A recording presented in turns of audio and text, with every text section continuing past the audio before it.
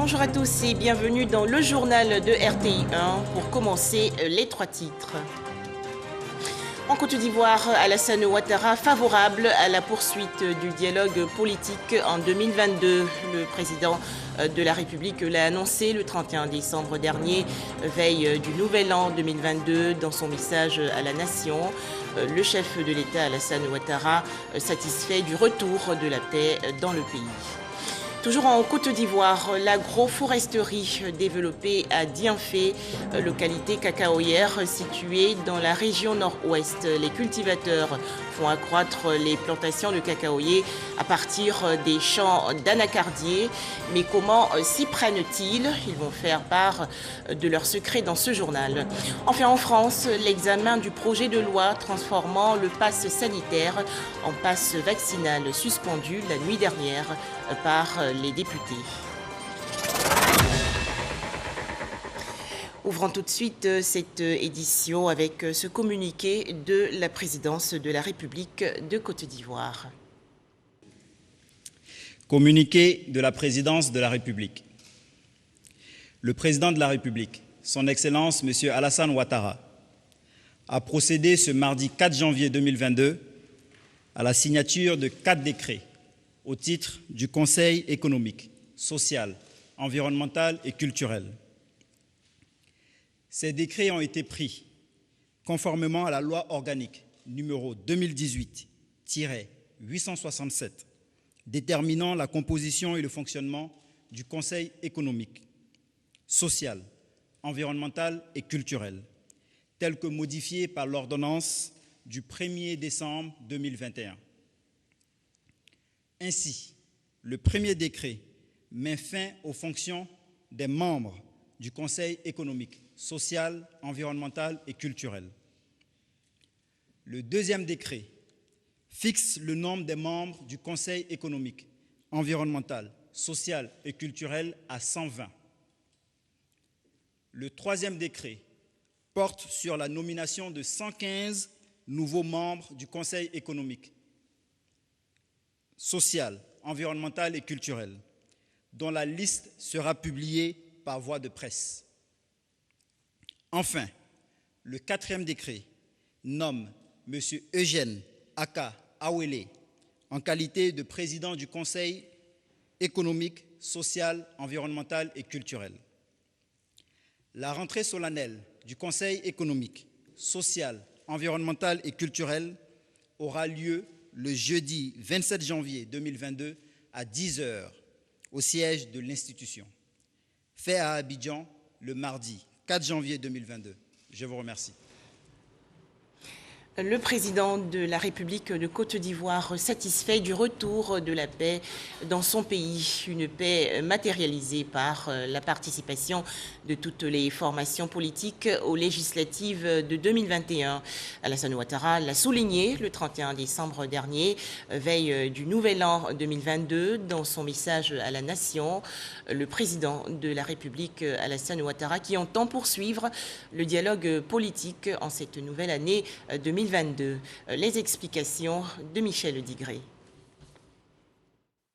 Depuis que vous m'avez accordé votre confiance, nous connaissons ensemble, année après année, des avancées importantes et des progrès indéniables dans notre pays. Le creuset de tous ces progrès, c'est la paix. Cette paix que nous a légué le père de la nation, le président Félix Houphouët-Boigny, et que nous devons chérir comme notre bien le plus précieux.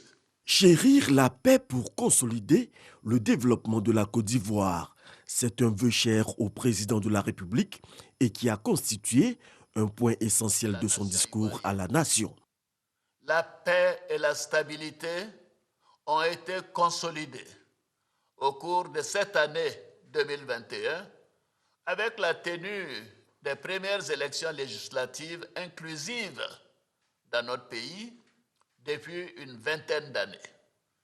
Je félicite tous les partis politiques pour leur participation à ces élections, qui ont abouti à la mise en place d'une Assemblée nationale plurielle avec l'ensemble de l'opposition significative.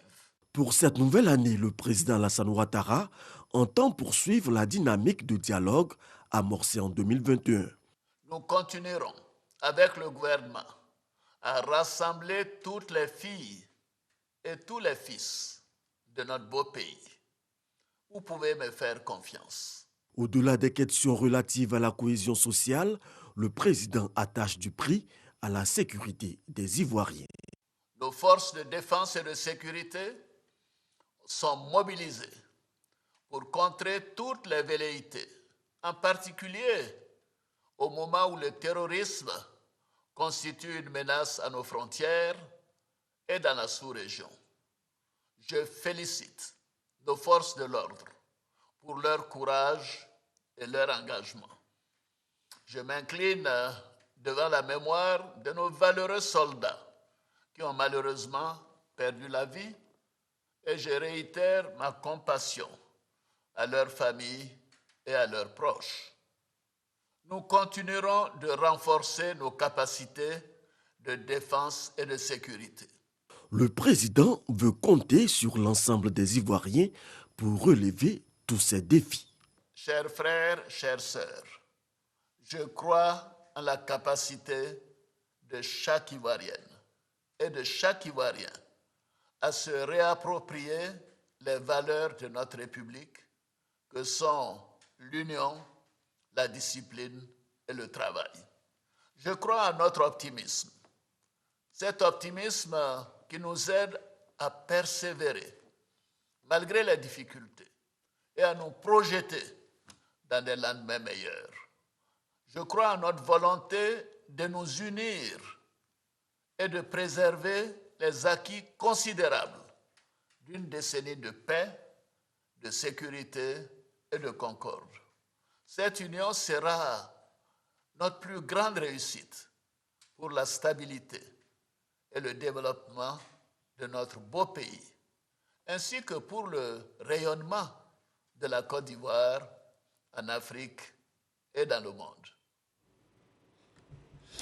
Toujours en Côte d'Ivoire, le 4e forum de restitution du suivi des projets du contrat de désendettement et de développement, contrat signé entre la Côte d'Ivoire et la France. Cette réunion s'est tenue le 28 décembre dernier dans la commune de Cocody. Objectif, faire le bilan des actions réalisées au cours de l'année 2021. Pour en parler, Espérance Diakale et Jean-Jacques Kwamel. Passer en revue l'ensemble des actions réalisées au cours de l'année 2021, c'est l'objectif du 4e Forum national de restitution du suivi des projets du contrat de désendettement et de développement CED. De nombreux projets de lutte contre la pauvreté ont été réalisés dans le cadre de la mise en œuvre de ces projets, notamment dans les secteurs tels que l'éducation, la santé et l'accès à l'eau potable. La notion de besoins est essentielle. C'est pour ça que nous sommes entre les populations, qui sont les contribuables, les bénéficiaires de ces projets, et les gouvernants. On ne peut pas rester dans un bureau et définir des besoins. Avant de le faire, nous faisons des enquêtes pour savoir qu'est-ce que les populations veulent. Est-ce qu'elles veulent vraiment le centre de santé? Est-ce que leurs besoins, ce sont forcément des écoles? C'est cela que nous faisons remonter et les projets qui sont définis s'efforcent de répondre, de satisfaire à ces exigences. La Convention de la société civile ivoirienne est engagée dans le processus de suivi indépendant et participatif depuis 2017 et estime que la perception des populations face aux actions menées à ces jours est positive. Nous passons en revue l'ensemble des actions qui ont été menées et c'est un véritable cadre d'échange, une tribune essentielle qui permet, sans faux fuyant, de poser les vrais problèmes, de savoir qu'est-ce qui a marché, qu'est-ce qui a moins marché. C'est en ce moment que nous faisons le plaidoyer. Nous, en tant que société civile, nous faisons le suivi indépendant et nous intervenons au cours de la revue sectorielle.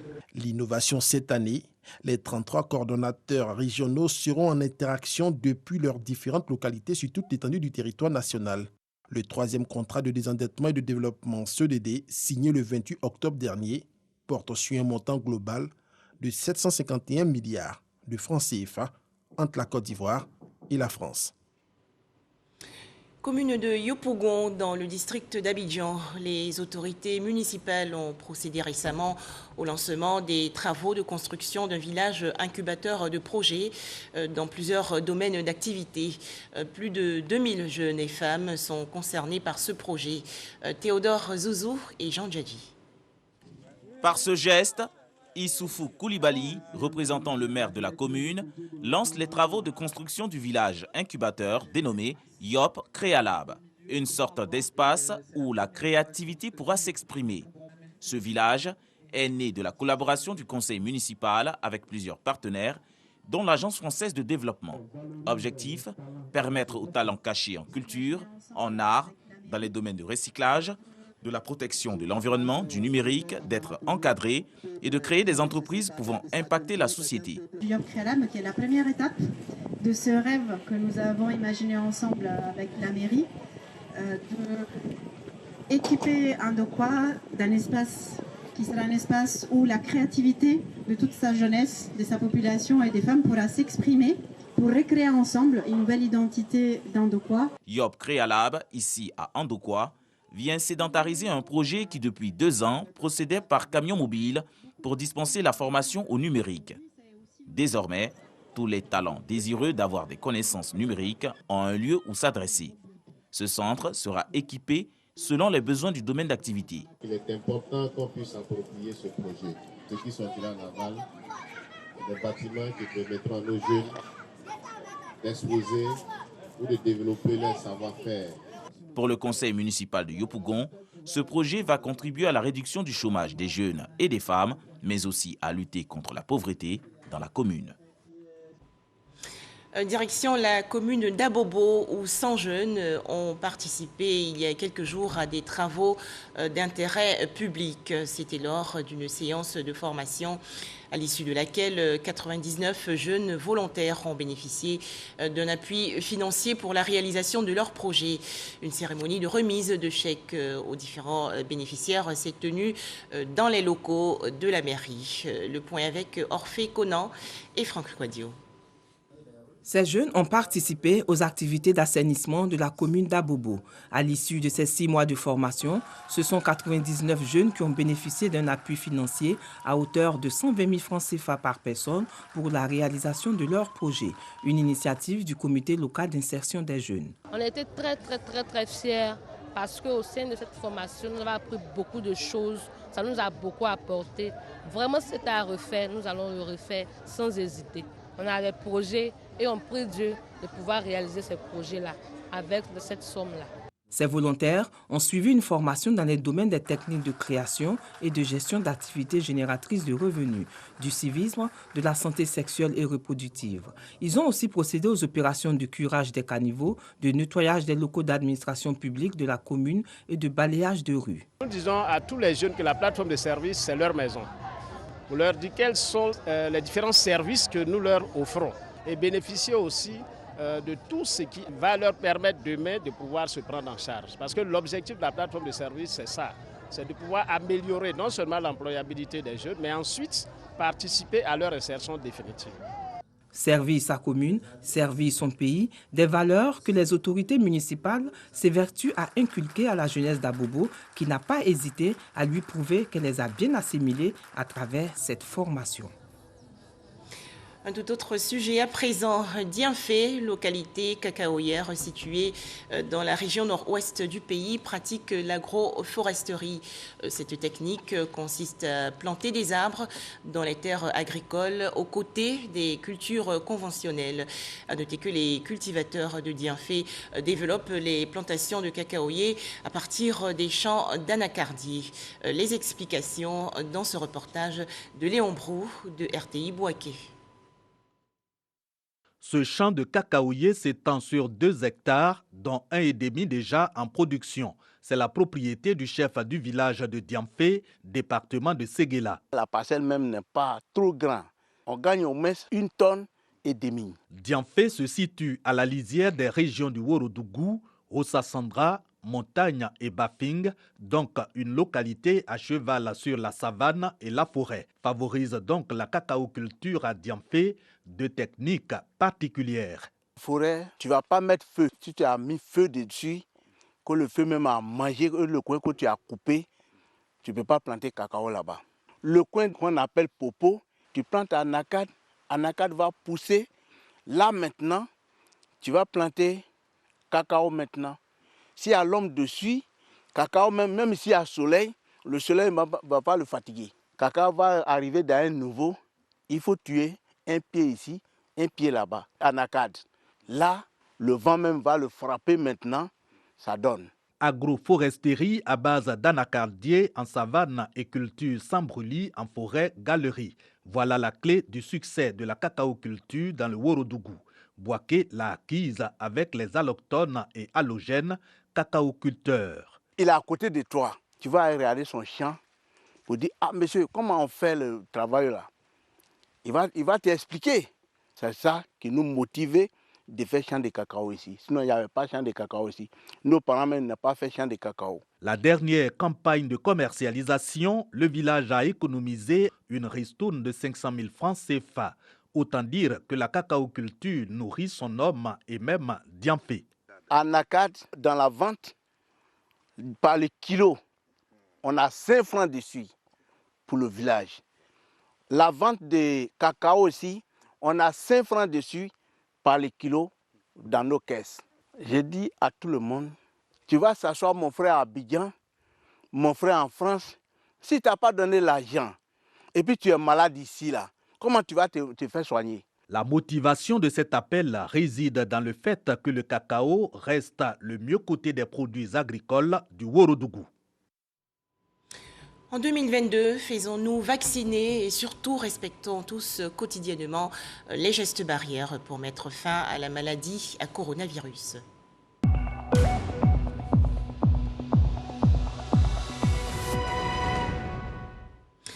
Les chiffres du coronavirus en Côte d'Ivoire, 425 nouveaux cas de coronavirus ont été enregistrés hier par le ministère de la Santé, de l'Hygiène publique et de la couverture maladie universelle. La Côte d'Ivoire compte actuellement 72 777 cas confirmés de coronavirus, 62 949 personnes guéries, 721 décès et 9107 cas actifs. En France, l'examen du projet de loi transformant le pass sanitaire en pass vaccinal suspendu la nuit dernière par l'Assemblée nationale. Décision prise après qu'une majorité de députés ont refusé par un vote à main levée la poursuite des débats. En Côte d'Ivoire, des équipements médicaux, des vivres et autres non-vivres offerts récemment au centre de santé de Arras 3 dans la commune de Trècheville. C'est un don de l'association des créateurs et promoteurs de la mode vestimentaire, l'ACPMV. Les précisions de Franck Quadio.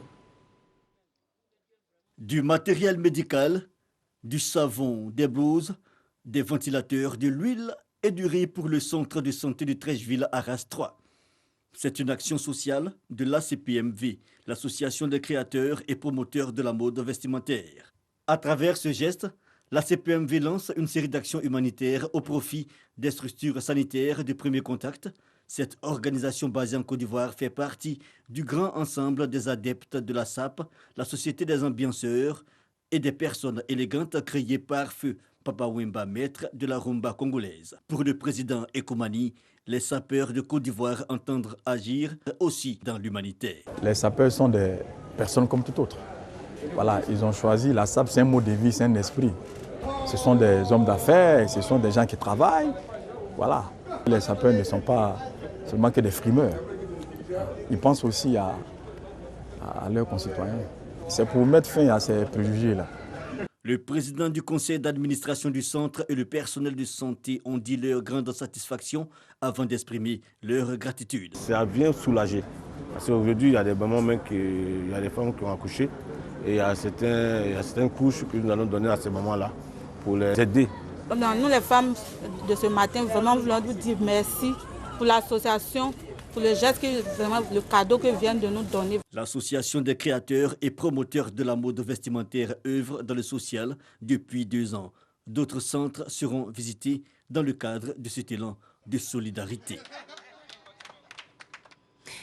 5 officiers ivoiriens admis à faire valoir leur droit à la retraite, et cela après 40 ans de service. Ces 5 officiers ont été célébrés récemment lors d'une cérémonie organisée à l'état-major général des armées dans la commune du Plateau. Festivité en présence du chef d'état-major général des armées, le général Lassina Doumbia. Les détails à Boussanogo. Beaucoup d'émotions à l'état-major général des armées. Le dernier toucher du drapeau. Il a suscité chez ses officiers toute une vocation. Ils sont à leur dernier jour de service actif. Ils ont servi sous le drapeau pendant 40 ans et leur rendement a été exceptionnel.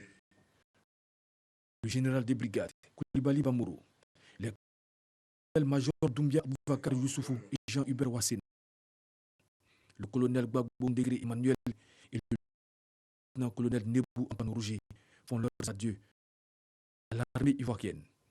Leur dernier salut au drapeau en tant que membre des forces armées de Côte d'Ivoire. Ils saluent également une dernière fois leurs collaborateurs, le chef d'état-major général des armées, le général de corps d'armée Lassina Doumbia, a salué les grandes qualités des partants. Vous avez choisi 40 ans de renoncement à certaines habitudes qui participent à la qualité de vie. Des habitudes aussi banales que celle de résider avec les vôtres en tout temps.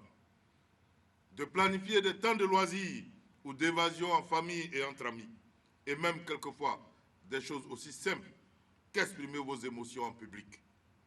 Vous avez 40 ans durant porté le masque de la rigueur qui en impose, de la rectitude qui intimide, de la discrétion qui questionne. Tout ceci parce que vous avez épousé des valeurs auxquelles un environnement spécifique vous contraignait. Et là encore, je vous dis, vous avez bien fait. Vous voilà à l'orée d'une nouvelle vie. Celle où il vous faudra tout réapprendre. Parce que vous êtes certes de grands anciens dans les casernes, mais chez les civils, vous serez probablement des bisutes. Pour ma part, j'ai été fier d'être votre chef et de vous avoir pour collaborateur. Exécution de l'hymne national suivie de la dernière revue de troupes pour le général de brigade Coulibaly Bamourou. Les 5 partants ont par la suite reçu des présents du chef d'état-major général des armées et les encouragements de leurs anciens collaborateurs, le tout dans une belle ambiance. Je vous donne lecture à présent de cet important communiqué de la Direction générale du protocole d'État. La Direction générale du protocole d'État porte à la connaissance des corps constitués, des missions diplomatiques et organisations internationales accréditées en Côte d'Ivoire qu'en raison de la résurgence de la pandémie à Covid-19 et des nouvelles évolutions observées par les autorités sanitaires. La cérémonie de présentation des vœux de Nouvel An 2022 au président de la République Alassane Ouattara, initialement prévue le jeudi 6 janvier 2022, est reportée à une date ultérieure. Fait à Abidjan le mardi 4 janvier 2022, signé le directeur général du protocole d'État, Hippolyte Yeboué. Toujours en Côte d'Ivoire, après les fêtes de fin d'année 2021 et la célébration du Nouvel An 2022, c'est l'heure de la reprise du travail. Retour au travail difficile pour certains, tandis que d'autres ont pu surmonter facilement le blues de la rentrée. Commune du Plateau, tout D, 10e étage. Ici, c'est le ministère de l'Environnement et du Développement durable. Le premier responsable de ce département y fait son entrée. Pour ce 3e jour de la nouvelle année, l'heure est à la reprise. Le ministre Jean-Luc Assy, en séance de travail, avec ses proches collaborateurs et une visite également aux agents. Le tout pour les encourager à redoubler d'efforts pour les défis futurs. En 2022, il y a des événements très importants pour le ministère de l'Environnement, notamment l'organisation de la COP 15 sur la désertification. Et donc, les agents ont besoin de redoubler d'efforts. Ils ont besoin de travailler vraiment avec professionnalisme. Et c'est ce que je suis venu leur dire. Nous allons aller à 100 à l'heure. Au ministère de l'Environnement et du Développement durable, les défis sont connus. Au niveau du Sénat, Les objectifs pour la nouvelle année sont également définis, d'où cette réunion de cabinet en ce jour des reprises officielles du travail. Rencontre présidée par le directeur de cabinet du président du Sénat pour le bon fonctionnement de l'institution. Dans le discours à la nation du président de la République, il a parlé donc de mettre en place un programme social du gouvernement, le PSGouv. Le Sénat est très attentif à cela. Le président du Sénat nous a donné donc des instructions assez précises pour mettre en place des modules de formation des sénateurs à l'effet de pouvoir faire avec beaucoup d'aisance le contrôle de l'action du gouvernement. Et donc les sénateurs seront formés donc, au suivi donc, de ces projets, de ce PSGouv. Si la reprise est effective dans les administrations publiques, au niveau du secteur informel, la vie reprend timidement son cours, à l'exemple des transporteurs. Habituellement, on peut faire 7 ou Cocodiangré, mais aujourd'hui, bon, je suis dans mon 3e voyage. Vraiment, c'est un peu dur. Les clients traînent. Aujourd'hui, vraiment, c'est pas trop ça.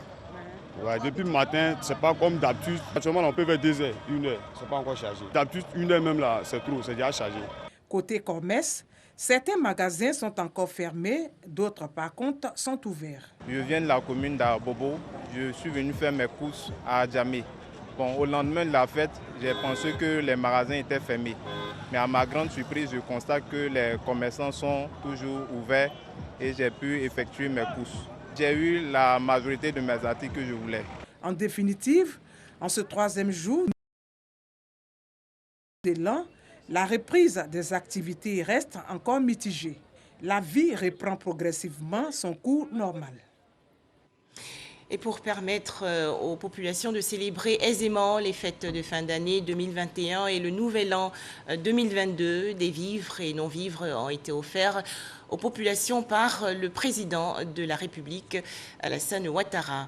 Plus de 3000 femmes de la région du Moronou, dans le centre-est du pays, ont reçu ces présents. C'était lors d'une cérémonie en présence des autorités préfectorales et coutumières. Les détails, Godefroy Okambawa.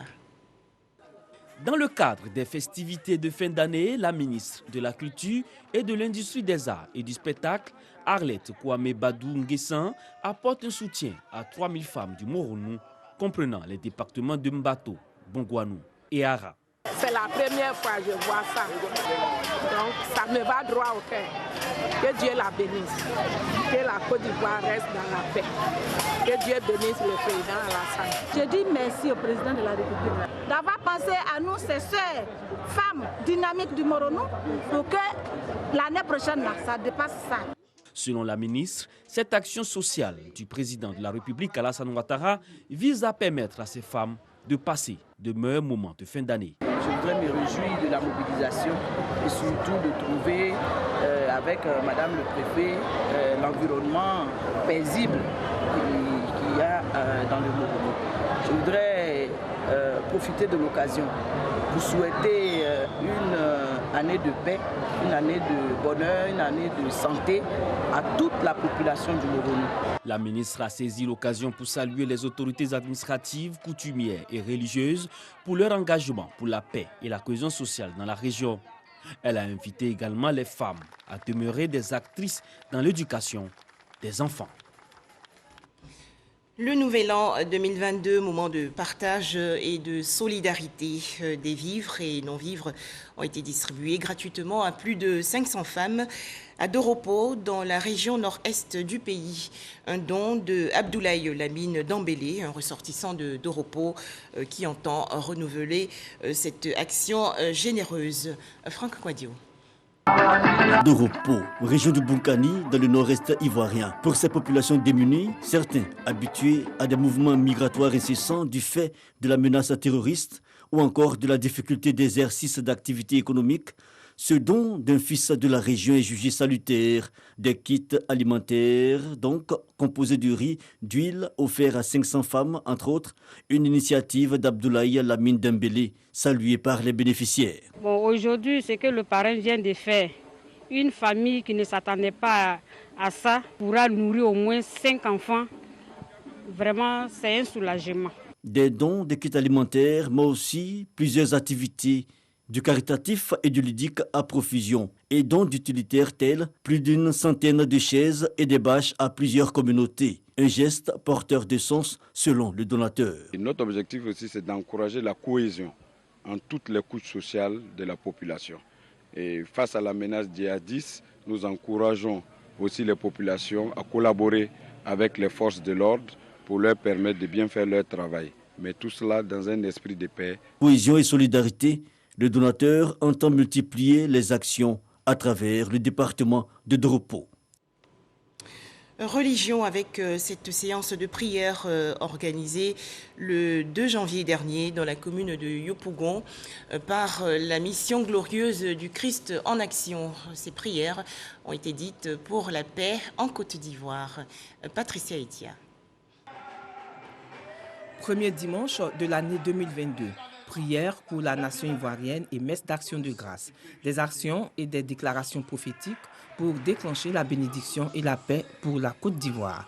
12 bougies, symboliques des 12 mois de l'année, et l'huile d'onction, signe de victoire et d'élévation pour la Côte d'Ivoire. Des actions posées ici par l'évêque général de la mission glorieuse du Christ en action, à travers le représentant du président de la République, qui reçoit ici tous ces actes et ces déclarations prophétiques. C'est la nation ivoirienne qui est bénie. Déjà, nous rendons grâce au Seigneur pour le temps que nous avons passé. Nous avons pris le soin de prier pour le président de la République, qui est le garant de toute la nation, de tous les Ivoiriens. Nous avons prié pour son gouvernement. Nous avons prié pour tous les Ivoiriens. Et dès déjà ce lundi 3, nous avons lancé déjà un moment de jeûne de 21 jours. Le président de la République, le président Ouattara, m'a instruit à l'effet de venir participer à ce culte et leur témoigner à toute la communauté du Christ en Côte d'Ivoire, à toute la communauté évangélique, tout son respect, toute sa gratitude pour ce qu'elle a fait, cette communauté-là, tout au long de l'année 2021. Et il souhaite que ces prières-là continuent pour 2022 afin que nous continuions à vivre dans un havre de paix qu'est la Côte d'Ivoire. Des prières d'abondance pour les Ivoiriens, louanges et joie, autant d'attitudes de reconnaissance envers Dieu pour l'année écoulée. Pour ce début d'année, des prières pour la paix, des offrandes, des dons et aussi des témoignages ont meublé cette célébration. En image, l'actualité au Mali, après l'annonce par la junte militaire d'une prolongation de la transition de 5 ans supplémentaires, c'est l'étonnement total au sein du cadre des partis politiques pour une transition réussie. Coalition de 100 partis et de 60 associations de la société civile. L'un de ses porte-paroles, Ismaël Sako, président du PSDA, le Parti social-démocrate africain au Mali, rejette ce chronogramme et demande aux populations de ne plus reconnaître les autorités de transition à partir du 27 février 2022. Pour terminer, retour sur ce communiqué de la Direction générale du protocole d'État de Côte d'Ivoire. La Direction générale du protocole d'État porte à la connaissance des corps constitués, des missions diplomatiques et organisations internationales accréditées en Côte d'Ivoire qu'en raison de la résurgence de la pandémie à Covid-19 et des nouvelles évolutions observées par les autorités sanitaires, la cérémonie de présentation des vœux de Nouvel An 2022 au président de la République Alassane Ouattara, initialement prévue le jeudi 6 janvier 2022, est reportée à une date ultérieure, fait à Abidjan le mardi 4 janvier 2022, signé le directeur général du protocole d'État, Hippolyte Yeboué. Voilà, merci de nous avoir suivis. Excellent après-midi à tous sur RTI 1.